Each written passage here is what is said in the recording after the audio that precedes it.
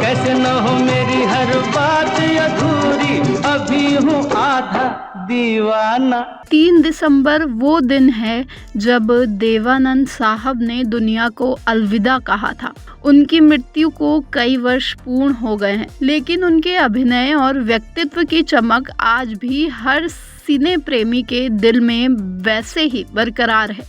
धर्मदेव आनंद, जिन्हें प्यार से देवानंद साहब कहा जाता था, या दिलों में ये स्थान इस बात का परिचय है कि उनकी कला और करिश्मा समय की दीवारों को पार कर गया है। जब देव साहब मुंबई पहुंचे, उनकी जेब में मात्र 30 रुपए थे, लेकिन मेहनत से उन्होंने उन 30 रुपयों को लाखों में बदल दिया। देवानंद का जन्म 26 सितंबर 1923 को पंजाब के शकरगढ़, पाकिस्तान में हुआ था। देवानंद के स्कूल के समय दोस्तों ने उनका नाम डीडी बुलाना शुरू कर दिया। ये नाम उनके पूरे धर्मदेव आनंद नाम की जगह चल निकला। फिल्मों में कदम रखने से पहले और बीए की डिग्री प्राप्त करने के बाद देवानंद ने नेवी में भर्ती का प्रयास किया था, लेकिन असफल रहने के बाद उनके पिता ने इन्हें अपने ही ऑफिस में क्लर्क के काम पर रख लिया। लेकिन किस्मत को कुछ और ही मंजूर था और देवानंद 22 की उम्र में मुंबई आ गए। वहां से उनके हीरो बनने की शुरुआत हुई और देवानंद का ऐसा सफर शुरू हुआ कि वो इस एक मिसाल बन गए। बता दें कि देव साहब की हिट फिल्म काला पानी में उन्हें काले रंग का कोट पहनाने से रोका गया, क्योंकि काले रंग के कोट में वे इतने हैंडसम लगते थे कि डर था कि कहीं लड़कियां उन्हें देखकर छत से न कूद जाएं। देवानंद ने फिल्मी सफर की शुरुआत के 2 साल बाद विद्या की शूटिंग के दौरान सुरैया के साथ अपना पहला प्यार मिला। किनारे किनारे चले जाएंगे गीत की नाव डूबने वाली सीन के वक्त देव ने सुरैया को बचाया और तभी उनसे शादी करने का मन बना लिया।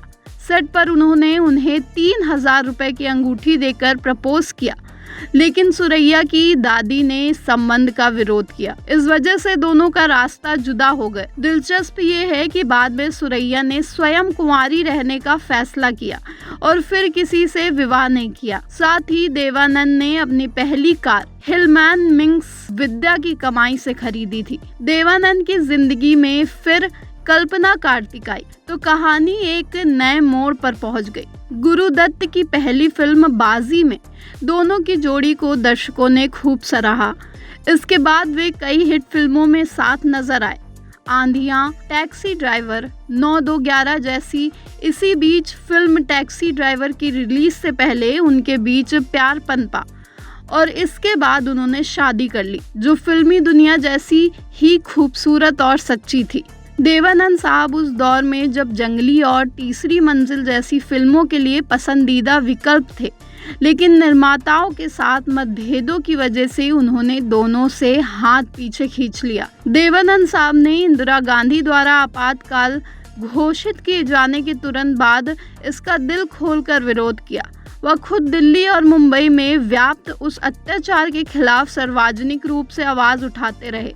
इमरजेंसी खत्म होते ही उन्होंने जनता पार्टी के अभियान में भाग लेकर इंदिरा गांधी विरोधी रैलियों में अपने प्रशंसकों को साथ जोड़ा। तत्पश्चात उन्हें नेशनल पार्टी ऑफ इंडिया नामक अपनी राजनीतिक पार्टी की स्थापना की। हालांकि इसे जल्द ही भंग कर दिया गया। उसके बाद भी देवानंद राजनीति से पूरी तरह दूर न हुए। उन्होंने समय समय पर भ्रष्टाचार, बेरोजगारी और सामाजिक असमानता जैसे मसलों पर बेबाक राय बनाई और उन पर मुखर रूप से टिप्पणी की। देवानंद साहब की फिल्म हरे राम हरे कृष्ण में उनकी बहन का किरदार बनने के लिए कोई जानी पहचानी अभिनेत्री आगे ही नहीं आई थी। ढेरों स्क्रीन टेस्ट के बाद भी उन्हें मनचाहा चेहरा नहीं मिल सका। तब एक पार्टी में जीनत अमान से मुलाकात हुई, जो मिस एशिया थी। जीनत ने सामने से सिगरेट निकालकर देव जी को और उन्हें प्रभावित करके सबका ध्यान खींच लिया। उनकी यह सहज प्रेरणादायक अदा देखकर देवानंद साहब ने तुरंत ही उन्हें अपनी फिल्म के लिए चुन लिया। साथ ही आपके लिए एक दुर्लभ तथ्य, हम सभी जानते हैं कि मोहम्मद रफ़ी ने देव जी के कई सदाबहार गीत गाए। तो चलिए बताते हैं आपको कुछ ऐसे दुर्लभ तथ्य। हम सभी जानते हैं कि मोहम्मद रफ़ी ने देव जी के कई सदाबहार गीत गाए, पर ये कम ही लोग जानते हैं कि देवानंद साहब ने खुद भी रफ़ी के लिए गाया था। फिल्म प्यार मोहब्बत में हुर्रे प्यार मोहब्बत के सिवा वाले हिस्से को देव जी ने अपनी आवाज़ दी थी। उन्होंने एक बार रफ़ी की पुण्यतिथि पर आयोजित कार्यक्रम में खुलासा करते हुए खुद कहा था, मैंने कभी गाना नहीं गाया, पर हुर्रे में वह आवाज़ मेरी है। 4 बार फिल्मफेयर पुरस्कार जीत चुके देवानंद को भारतीय सिनेमा में उल्लेखनीय योगदान देने के लिए वर्ष 2001 में भारत सरकार ने प्रतिष्ठित पद्म भूषण सम्मान से नवाजा। अगले ही साल यानी 2002 में उन्हें सिनेमा का सबसे बड़ा सम्मान दादा साहब फाल्के पुरस्कार प्रदान किया गया। 3 दिसंबर 2011 को देव साहब का लंदन में दिल का दौरा पड़ने से निधन हुआ था। अपने अंतिम समय तक वो लगातार सक्रिय रहे और उन्हें मीडिया ने एवरग्रीन स्टार कहा।